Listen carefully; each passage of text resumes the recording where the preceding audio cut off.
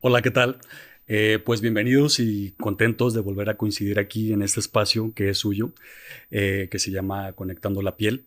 Y bueno, de decirles que hoy nos complace en presentar a la invitada que ahora aquí nos acompaña. Decirles que ella es la licenciada Yasmín Espinosa Caballero. Y quisiera comentarles un poco acerca de su formación académica, que me parece muy buena, Lick. Aquí me dice que tú eres licenciada en psicología, tienes una maestría en psicología clínica, una especialidad en psicooncología y está certificada en cáncer de mama y en tanatología.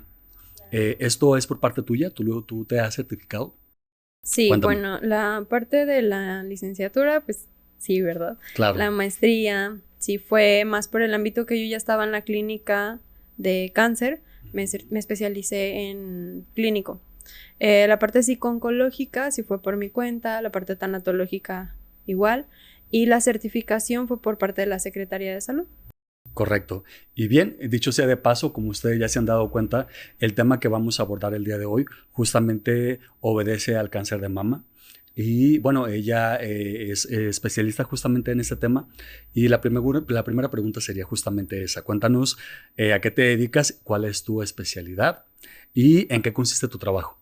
Ok, bueno, pues mi trabajo, soy psicóloga clínica, atiendo cualquier tipo de padecimiento psicológico, emocional, mental, pero hablando específicamente de la parte oncológica, pues yo acompaño a las Ujú. pacientes en todo su proceso oncológico desde el inicio, Claro, desde la parte prediagnóstica, que es antes de que le den. que pasa por su proceso. Claro, antes de que le vayan a dar el diagnóstico como tal de cáncer, Correcto. y luego ya cuando está el diagnóstico, la parte del tratamiento, que ahí varía, depende mucho del padecimiento, la fase de control, la fase de recaída en dado caso que haya algún tipo de metástasis, Claro. y la fase terminal en dado caso. Sí. Oye, maestra, yo tengo una duda en esta parte.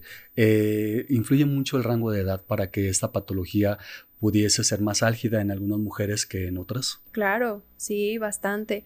Entre más joven afecta a nivel emocional, psicológico y físico, em, pues por las pérdidas, ¿verdad? Por Claro, la pérdida de la salud, por la pérdida de la feminidad, de la vanidad, de la identidad de la también. identidad, de la autonomía.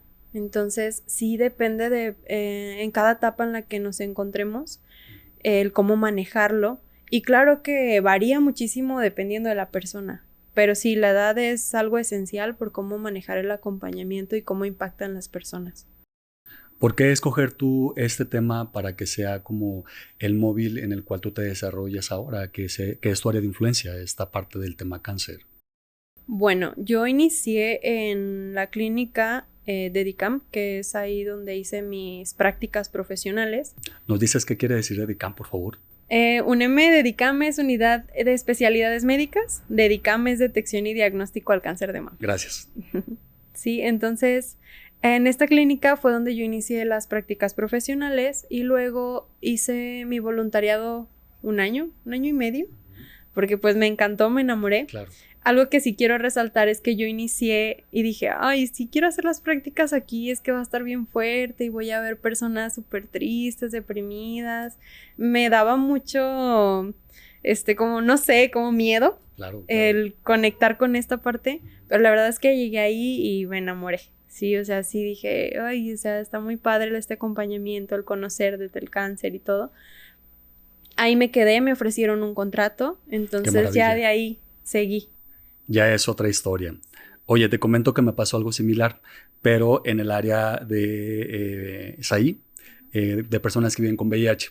Y recuerdo que mi jefa me decía, ¿sabes qué, Beni? Lo que pasa es que nosotros también vivimos con VIH. Mimetizamos tanto con el estilo de vida de las personas, empatizamos tanto con su condición de vida, que solamente somos asintomáticos, pero en realidad todo el tiempo traemos esta parte en la cual obedecemos a tener ese tipo de situación en la cual ellos viven con esta sintomatología. Ujú. ¿Sucede mismo en el cáncer?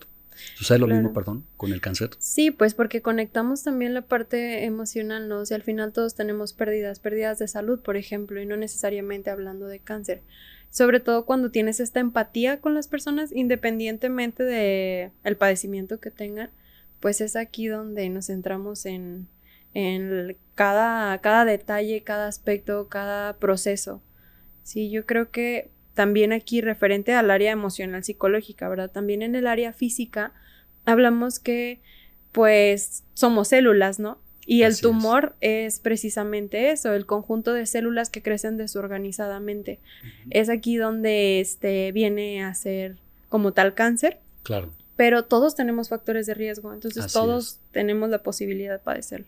Aunado con ello, pues bueno, situaciones de riesgo que nosotros mismos vamos hilando, como el fumar, como el llevar múltiples parejas sexuales, entre otro tipo de situaciones que pueden resultar factores de riesgo, ¿no? Claro. Maestra, y háblame, ¿a qué rango de edad es conveniente que nos empecemos a explorar o a consultar? Y bueno, ahora aquí lo estoy haciendo de forma generalizada porque también sabemos que los hombres debemos de acudir a una atención oportuna. Bueno, pues se recomienda desde muy chicas, bueno, en la actualidad, porque hemos tenido inclusive pacientes con cáncer de mama a partir de los 14 años de edad. Entonces, puedes empezar a la autoexploración a partir de cuando crece la glándula mamaria. Correcto. Y pues los estudios dependen, ¿verdad? Hay que hacerse su ultrasonido una vez al año, hay que hacerse su exploración, su autoexploración Ujú, una vez al mes, ujú. que pues se recomienda de 5 a 8 días antes o después de su menstruación, dependiendo de si tiene síndrome premenstrual. Hay quienes tienen su síndrome premenstrual y entonces ahí hay más sensibilidad en las mamas, dolor, incomodidad. Entonces ahí ya vemos posterior a eso que hacerse su autoexploración. Hay la exploración clínica también, donde acudes a un centro a que un enfermero especialista sea quien haga la exploración clínica. Correcto. Y a partir de los 40 años de edad es donde se recomienda la mastografía. Maestra, háblanos, ¿cuáles son las etapas de este diagnóstico? Bueno, las etapas del diagnóstico las mencioné ahorita brevemente al inicio. Sí. La fase prediagnóstica es Ujú. cuando la paciente llega y dice, ay, es que tengo algo, o sea, siento una bolita o algo, me palpo o me siento extraña o ya me salió sangre, que son todos los signos y síntomas del Donde padecimiento. oscila el impacto emocional. Ajá, claro, porque ahí es donde empieza el miedo, de me acerco o no me acerco. Y esta es como la parte esencial de si voy a tratamiento, qué tanto me tardo en acudir con un especialista. Claro. La fase diagnóstica ya es cuando se acercan al hospital, cuando se acercan a algún doctor. Y em, ya en la fase diagnóstica es donde nos dan algún tipo de cáncer con patología, claro, dependiendo del estudio que le hicieron. Cuando son personas jóvenes se les recomienda las exploraciones clínicas y pues los ultrasonidos. Cuando son mayores a 40 años hay el uso de mastografía y ya de ahí determinamos si hay biopsia. Se requiere algún tipo de biopsia que da el diagnóstico como tal. Claro que ahí cuando ya hay un diagnóstico pues empieza el duelo oncológico, ¿no? Que es el bloqueo, el shock, el impacto de la palabra cáncer, de que sigue y esta pérdida ambigua que en la parte tanatológica la manejamos Es bastante. correcto. Justamente iba a mencionarte eso. Desde ahí ya entra tu intervención tanatológica. Claro. Sí, desde ahí ya es quién está con ella, quién la acompaña, cómo lo dice el doctor, Claro. cómo lo recibe el paciente, si tiene dudas acerca de la enfermedad, si dice algo o no dice algo, si llora o no llora. Desde ahí empezamos a acompañar, ¿sí? A generar todo este rapport que llamamos para establecer entonces el proceso psico-oncológico. Y luego viene la fase de tratamiento. Aquí es donde, como casualmente se dice, ya me cayó el 20, ¿no? Correcto. ¿Es la Y aceptación, digámoslo así? no, eso se va dando en un proceso porque luego después viene la negación Claro. aquí hablamos Es del duelo como, es oncológico correcto, es como que totalmente como una elaboración de proceso de duelo, ¿no? Con todas sus etapas. con todas sus etapas, claro. Bien. El duelo oncológico es el impacto, la negación, que podría ser el doctor se equivocó, no se equivocó, la patología es mía o no. ¿Qué está pasando conmigo? ¿Sí es o no? Es que yo no sentía nada, por ejemplo, eso se da muy Equivocaron el disco, el frecuentemente. diagnóstico, todo eso. Sí, a mí no me duele, o sea, ¿por qué dicen eso? Yo venía a examen de rutina, por ejemplo, yo venía nada más porque me tocaba la mastografía y ya.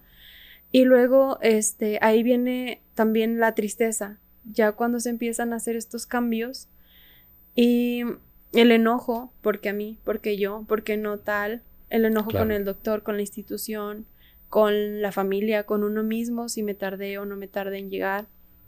Y luego viene la parte de la negociación. Ahí es donde ya empezamos a conectar un poquito con a ver qué va a pasar. Hay pérdidas, pero estamos haciendo algo ya con eso. Sí, a lo mejor hay cirugía, procesos y todo eso. Pero cómo estamos conectando con esta negociación en cada persona, cuáles son sus núcleos específicos y luego ya la aceptación. Después de la aceptación tratamos de encontrar una resignificación. Bueno, a pesar de todo esto, ¿qué resignificamos? ¿Qué parte de resiliencia hay? Nuestra mente selectiva nos obedece a pensar, bueno, ¿qué aprendizaje voy a tener de todo este proceso álgido? Finalmente, ¿qué he pasado? Pero algo bueno debo de sacar de ello, ¿no? Claro. Y es el transformar, al fin y al cabo, ¿verdad? Hablando y regresando a las partes de las fases. Así es. Bueno, este es el proceso de tratamiento, igual y ya más adelante lo hablamos un poco más a profundidad. Hay la fase de control. Esta generalmente es después de los 5 años aproximadamente, que ya pasaron la quimio, la radio, la cirugía, la hormonoterapia y el sinfín de tratamientos que se den. La fase de control casi siempre, depende, varía de cada persona, es de 3 meses y luego a 6 meses y luego a 1 año, cada año hasta cumplir los 5 o 6 años. ¿A qué nos referimos con esto? A que son estudios para estar monitoreando tomografías, radiografías, ecografías, de todo. Entonces, aquí se presenta todavía otra parte emocional, porque es el miedo al estudio, que a pesar de que ya no estoy en tratamiento, voy a ver qué me dice el doctor, voy a mi consulta, voy a mi estudio, ¿sí? Y la fase de recidiva o de recaída, cuando hay algún tipo de metástasis. Otra vez regresamos al duelo oncológico, el impacto, la negación y todo esto. Y la fase termina. Es como involucionar. Sí, sería regresar. Y también depende mucho de cada paciente, de cada persona, de cada mujer, porque pues lo vemos que dicen algunas, ya lo conozco, ya sé cuál es el proceso. Correcto. Y van más rápido. O hay quien dice, ya conozco, ya sé cómo es el proceso. Tendrá mucho que ver el estado de ánimo con que aborden la noticia también, ¿cierto? Claro. El estado de ánimo, quién está en su núcleo social. Su red de apoyo social. Su red de apoyo familiar también, claro. Oye, y preguntarte, maestra, ¿hay un intervalo de tiempo en el cual tú puedes decir, pasaron 3, 4, 10 años, ya la hice, ya no regresó el cáncer, o siempre esta situación va a estar latente? Siempre hay un riesgo, siempre hay pues sí, es este miedo de que regrese, esa porque un factor de riesgo, exacto, esta probabilidad, porque un factor de riesgo es precisamente el que ya haya tenido cáncer, la persona. Claro, bien. Y mencionabas la última fase, que es la de la pérdida. La fase terminal, sí, es cuando pues el doctor ya les indica que han pasado un periodo de tiempo, que ya no va a haber como esta recuperación. Pues recuperación total, sí, que ya va a ser un proceso de un sinfín de quimioterapias, un sinfín de procesos, y ahí pues ya manejamos otra parte de duelo tanatológico. Aquí pues sí me gustaría como resaltar también los cuidados paliativos, porque no están como tan funcionales. Correcto. Pero los cuidados paliativos es calidad de vida y a veces tenemos la creencia que es solamente paliar, ¿no? O sea, solamente mantener. Así es. Pero es la calidad de vida. Entonces, mientras estemos ahí en ese tema también, pues es importante mencionarlo. Integramos que cuando sucede un evento de esta magnitud en tu vida, pues obviamente hay que cambiar un estilo de vida totalmente drástico, ¿no? Hablando a nivel activación física, a nivel alimentación, a nivel cuidado y demás. Y esto implica alguna resistencia con el paciente en este tipo de modificación de conductas. Sí, sí implica, pues depende también de cada persona y de su estado de ánimo, ¿verdad? Porque pues no es fácil recibir un diagnóstico de este tipo y no es fácil tampoco sobrellevarlo si hay pocos recursos de afrontamiento. Maestra, a la paciente se le da el libre tránsito de decidir, ¿sabes qué? No quiero más estudios, no quiero más tratamiento oncológico, decido morir con dignidad e irme a casa y esperar lo predecible. ¿Esto es validado? Sí, sí se debería de darle a la paciente o a la persona el, pues sí, en la libre expresión o la libre decisión. Pero aquí también nuestra función de acompañar emocionalmente es verificar en qué momento se encuentra, en qué etapa se encuentra. Por eso es importante conocer mucho del tema, mucho de la parte oncológica, aparte del puro acompañamiento psicológico. Hay que saber mucho del tema oncológico, Claro. del tema médico, porque entonces si una paciente, claro, está en el impacto, en el shock de que acaba de recibir la noticia que tiene cáncer de mama, pero no se quiere adherir a su tratamiento y resulta que tiene un tipo de cáncer que pues puede conservar su mama, que tiene excelente pronóstico, que puede inclusive ni siquiera recibir quimioterapia, radioterapia. Tú dices, pues no la voy a soltar, ¿verdad? O sea, Totalmente. no es Es como donde entra que tu voy a trabajo. decidir. Ajá. Así es. Y ahí Más ágil, tratas de ¿no? explicar, claro. Como la negociación.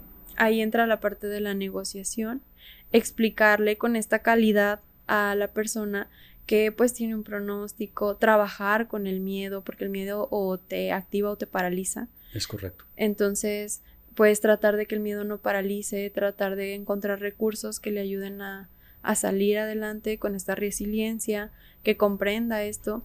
Y la verdad es que me ha pasado muchísimo que hay pacientes que no quieren adherirse a su tratamiento y luego ya conectas con esto y es cuando ya después las ves y dices, qué mejor decisión tomé, estoy bien, mi proceso ya va en tal estado y pues es grandioso como para ti conectar también esto, Por ¿no? supuesto, es una maravilla. ¿Y qué hay cuando sucede lo contrario? ¿Qué hay cuando sabemos que hay una vida rescatable por esos factores que tú me estás mencionando ahora y que de pronto la paciente decide no transicionar por todo este proceso y te dice, ¿sabes qué? Decido yo no participar en todo este proceso. ¿Qué te hace sentir a ti como profesional de la salud? Ay, muchísima impotencia, mucha impotencia porque no puedes hacer nada, ¿verdad? Por más de que tú tengas el conocimiento, de que conectes con la persona, de que sepas que tiene un muy buen pronóstico, pues no puedes obligarlo, no puedes hacer más con eso. Entonces, pues es mucha impotencia, pues a nivel personal y profesional, porque sabes que tienes la manera de, pero aún así no puedes invadir a la paciente en cuanto a su toma de decisiones, porque entonces ya le estás quitando autonomía. Correcto. Maestra, háblame de la percepción que tiene la mujer cuando ha habido ya un cambio en su cuerpo, cuando ha habido algún tipo de mutilación, digámoslo así, tal cual, con las palabras que debiesen de ser usadas. ¿Cuál es la percepción de la mujer y qué cambios presenta? Ok, depende mucho. Hay quienes no les importa tanto la mutilación de la mama, hay quienes les importa muchísimo. Y regresando a lo que tú me preguntabas, de si tiene que ver la etapa o la edad. Aquí influye bastante, no es lo mismo mutilar a una persona de 30 años a mutilar a una persona de 50, 60, como que tienen mayor recurso de afrontamiento, Correcto. hablando de pensamiento o estado mental, que a una persona que está en su máximo esplendor de femineidad. Sí, que tiene una vida sexual más activa, reproductiva también, que tiene esta situación del sentido de la identidad más presente y que de pronto, bueno, su corporalidad cambia, porque estamos hablando a nivel de pérdida de peso, de pérdida de cabello, de mutilación también. ¿Cómo lo han percibido a ellos? Bueno, te digo, depende mucho de cada persona y aquí sí hay un proceso y depende mucho de cómo lo manejamos. En base a mi experiencia con pacientes con cáncer de mama, cuando no se trabaja este proceso en su momento, entonces tiene mayor impacto porque ahí entra la inseguridad de que no quiero verme al espejo después de la cirugía. Así es. No quiero tocarme, no quiero darme cuenta y estoy en la negación de que hay algo de mí que ya no está. Después, entonces, está el que no pueden usar algún tipo de prótesis externa, pues hasta que selle la herida, hasta que cicatrice la herida. No pueden hacer movimientos porque pues quitan pues la glándula mamaria, a veces quitan los ganglios axilares, pierden movilidad. Entonces es como esta recuperación y pues claro que genera bastante impacto, ¿verdad? Pero sí, aquí también cuando se trabaja esta parte de acompañamiento emocional, como yo lo he efectuado, hablando a través de mi experiencia, es pues hacerle una despedida. Bueno, ya sé que voy a tener una cirugía, ya sé que voy a tener esta pérdida, enfocarnos a la negociación. Por ejemplo, voy a perder mi mama, pero yo simbólicamente voy a negociar con el doctor y decir, bueno, te doy mi mama, pero dame mi vida. Así es, dame 50, 70 años. Sabemos que la expectativa de vida del mexicano es de 85 y lamentablemente la mayoría de los casos ocurren justamente a mediana edad de las mujeres, ¿no? Entonces todavía su expectativa de vida es increíblemente rescatable, ¿no? Claro, y lo ven desde otra perspectiva, ¿no? Es como sí, pues sí les voy a dar un cachito de mí, muy importante, pero voy a recibir algo mucho más importante, que es mi vida, que es más tiempo, mi familia, mis hijos, mi pareja, yo misma, etc, etc. Entonces, pues es darle ese tiempo, ese proceso, el cómo lo visualiza, qué es la pérdida para ella, que lo vaya procesando, que no lo vaya evadiendo, que inclusive le hacemos una carta de despedida. Ya ahí decidimos qué hacer con ella, de preferencia no quedársela. La rompemos, la quemamos, la resignificamos. Esto depende mucho de la persona, ¿verdad? Y hay con quienes he hecho sesiones de fotos con sus dos mamas y lo antes de que se la vayan a quitar y es como este recuerdo. Hay también quien ha ido al mar y ahí entrega su carta para que se la lleve el mar o ahí mismo en la arena, no sé, depende.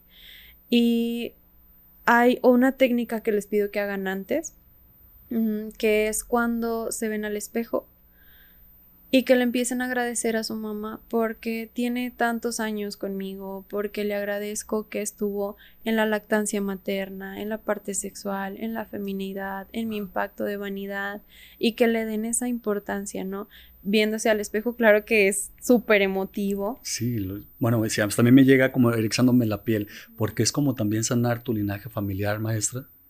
Claro, y tiene mucho contenido de todo tipo, la mamá, ¿no? Muchas personas dicen, pero es una mama, no es un pie, no es una mano. En algún momento fue tu alimento también, claro. Fue tu fuente de alimento, vaya. Sí, sin duda.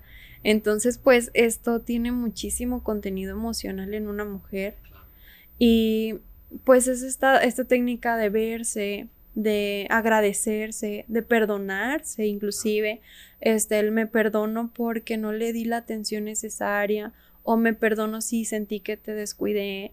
Me perdono si no te di a lo mejor el tiempo, si no te valoré, todo lo que haya necesario de perdonarse. Qué maravilla. Y qué bonito acto. Sí, y al final pues es despedirnos. Ya agradecí, ya perdoné, ya todo. Ahora me despido de ti, con todo el cariño, con todo el amor, pero ahorita estás enferma, ahorita no puedo tenerte conmigo, pero te agradezco y te dejo ir, ¿no? Entonces esto simbólico. Ya cuando está la cirugía, cuando ya despiertan de esa cirugía, entonces ya no es tanto impacto porque ya hice el protocolo y hice el proceso necesario para soltar. Qué bien. Chicos, yo estoy con la piel erizada de lo que está mencionando, no sé, aquí la producción, porque es maravilloso todo este acompañamiento que tú haces en cuestión de cómo despedirte de una parte que te pertenece, que fue algo tan importante en tu cuerpo, que de ahí te alimentaste, como lo comentábamos hace un momento, y de pronto entregarla, ¿no? Entregarla por el bien de salvaguardar tu integridad física y tu vida también. Sí, claro. Y pues a mí me llena muchísimo, ¿verdad? También en la parte profesional, poder acompañar en este proceso y conectar con las personas, porque al final, pues no son expedientes nada más. Es correcto, es correcto. Yo creo que como carrera humanística en la que ambos coincidimos en ella, nuestro material de trabajo es humano y entonces no pudiésemos pensar que solamente es un número, ¿cierto? Hablando de números, quiero preguntarte, sabemos que 1 de cada 100 casos es masculino. ¿Te ha tocado cáncer de mama en hombres? Sí, sí, sí me ha tocado. Cuéntame, ¿cómo ha sido el abordaje?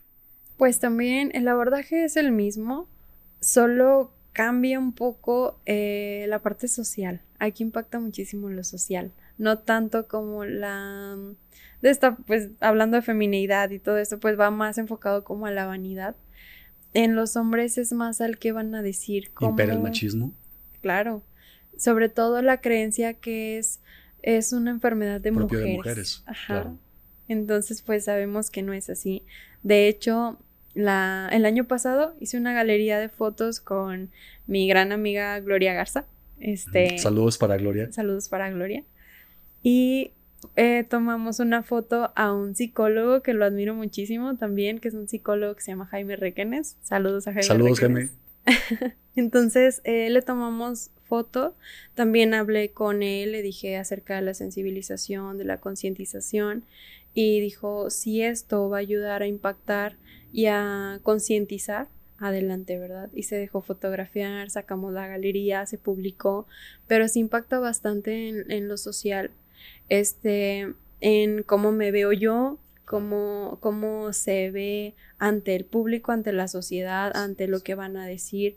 Y sí, en la seguridad personal impacta bastante. Sí, y sabes que es un tema más álgido aún porque supe de un caso en Durango justamente hace un par de años en el cual por el estigma y discriminación que se vive, por el hecho de que es una enfermedad propia de mujeres, hubo un caso de un cáncer de mama masculino que la persona no se dejó tratar, no se dejó atender y lamentablemente falleció. Y justamente esto obedece al estigma y discriminación que hay dentro de este tipo de patologías que de pronto las integramos propias de mujeres, ¿no? Uh-huh, claro. Y que pues también en todo esto de la concientización nos enfocamos más en mujeres, ¿no? Y pues no es así. Ya hay que hacerlo dúo porque es muy importante que también pues el hombre tiene glándula mamaria, claro, al fin y al cabo. Entonces es importante autoexplorarse, ir al doctor si detectan alguna bolita, que no lo dejen pasar, que se atiendan, que acudan.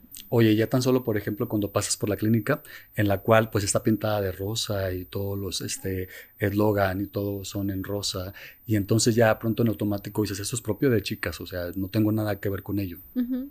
Sí, inclusive también nos topábamos con hombres que esperaban a sus esposas afuera y les decíamos, pues si gustan pasar, sentarse. No, porque hay puras mujeres, ¿no? Sí, es como claro, yo acá espero afuera. Ajá. Así es. Y pues se queda ese estigma, ¿no? Sí, totalmente. Háblame de duelos, háblame de esta parte en la cual ya no hay mucho que hacer por la persona salvo acompañarla en su etapa de transición de la vida a la muerte. Bueno, en duelos, muchísimos. No solamente cuando hablamos de la fase terminal o la fase en cuestión de muerte, sino la pérdida de la enfermedad, la pérdida de la salud. Ahí sí es, pues, cómo me llega, cómo me impacta la pérdida de la autonomía, como ahorita la mencionábamos, que es de alguna manera necesito a alguien porque no puedo levantar el brazo, claro, porque no puedo limpiar mi casa, porque necesito a alguien que cocine por mí, porque no me puedo acercar a la estufa, no tengo a lo mejor la vitalidad. Entonces ahí es la pérdida de autonomía, la pérdida de una parte de tu cuerpo en general, ¿verdad? Ya ahora sí hablando no solamente de cáncer de mama, sino de psico-oncología, pues nos enfocamos en que pues la pérdida de una mama, la pérdida de la matriz, si tuve o no tuve hijos, la pérdida de una parte de ti, de cualquier órgano, ¿no? O sea, es sumamente importante y cómo lo manejamos, la recuperación y luego para esto necesitamos pues tomar un reposo. ¿Qué tan acostumbrado estoy al reposo o no? si estoy acostumbrado a estar activo y no estar a lo mejor en casa. Entonces, en función a las pérdidas, también ahí nos enfocamos a el cómo vamos transitando el duelo, si tengo enojo, si tengo miedo, si tengo algún tipo de rechazo, si me permito o permito a los demás que se acerquen.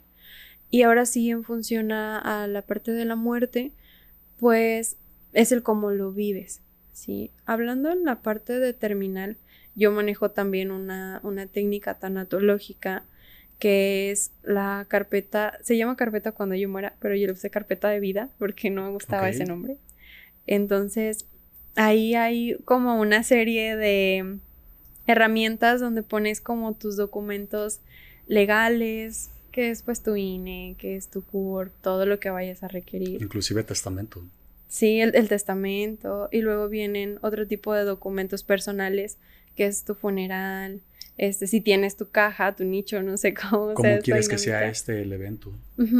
Y la parte emocional, ahí es donde ya me enfoco un poco más, ¿no? La parte emocional es donde ya nos damos cuenta que pues estás haciendo tu fiesta, tu última fiesta, ¿no? Si tu ahorita... último evento, ¿no? Es tu último ritual, vaya, porque todo concierne en rituales. Sí, y tú le das el tiempo porque al final tú puedes decidir cómo sea. Bueno, y que quien se quede lo haga, ¿verdad? Correcto. Redireccionarlo de alguna manera. Redireccionarlo, exacto. Porque ahí pues ya escribes tu carta, ¿no? De que pues escribes como si estuvieras muerto, definitivamente. Y escribes el cómo es para ti tu funeral, lo que quieres decirle a tu familia, cómo quieres que te vistan. Ahí nos vamos dando cuenta cómo pues seguimos avanzando en esta transición emocional, cartas emocionales a tus seres queridos. Despedidas, lo que quieres decirles, lo que quieres mencionar, fotografías. Esto ya es un sinfín de situaciones emocionales, pero claro que para esto hay que trabajar bastante en el tema y la definición de la muerte. Puedo entenderlo. Yasmín, ¿algo más que nos quieras compartir en este momento que estamos dándole cierre a esta plática maravillosa que yo la he disfrutado enormemente y he aprendido muchísimo? Ojalá que también sea de su agrado y también hayan experimentado esta sensación de buena vibra que se siente cuando empatizamos con otro ser humano que está en una situación desafortunada.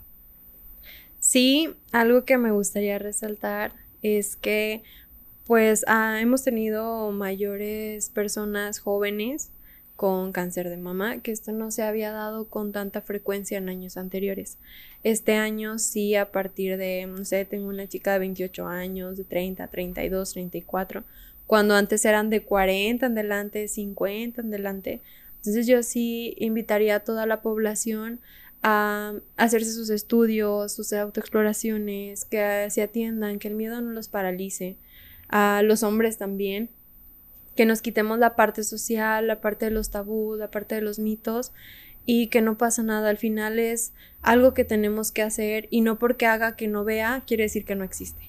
Es correcto. Y recordar que no mata la enfermedad, mata el miedo, el estigma y la discriminación que está alrededor de ella. Y sobre todo darle la importancia emocional, mental, psicológica a la familia. El diagnóstico no nada más es para el paciente, el diagnóstico también es para quien está alrededor. También lo sufren, también tienen duelos. Claro. Entonces, darle la importancia emocional porque a veces se enfocan en los tratamientos médicos, la parte clínica. Todo lo clínico y dejan de lado lo emocional. Y al final he tenido pacientes que ya están en fase libre de enfermedad. Esa es otra de las fases. Fase libre de enfermedad cuando ya tocan la campana, cuando ya se dan de alta y empiezan con el impacto, con la negación, con el y sí tenía cáncer, cuando ya pasaron quimio, radio, como cirugía. Que les empiezan a caer los 20, ¿no? Entonces no le dan como la importancia a los duelos y microduelos y al final va a llegar de alguna forma el estado emocional en donde esto llegue a impactar. Entonces que se le tome la importancia a la salud mental. Pues nosotros como equipo de Conectar la Piel no nos resta más que agradecer enormemente tu charla, el compartir y todo lo que hemos aprendido en esta entrevista, en la cual ha sido muy amena, la verdad lo he disfrutado en demasía, y agradecer enormemente el que nos hayas acompañado. Agradecer a ustedes por el hecho de que estén en este momento sintonizándonos, y recordarles por favor que no se olviden darle like, por favor, aquí a la manita arriba, activar la campanita para notificaciones, y por favor suscribirse para que este video alcance a llegar a más personas y de pronto generar un impacto en este tipo de temas que no dejan de ser todavía un estigma y una discriminación en la población. Es cuestión de solamente conectar la piel con ellos y sensibilizarlos más.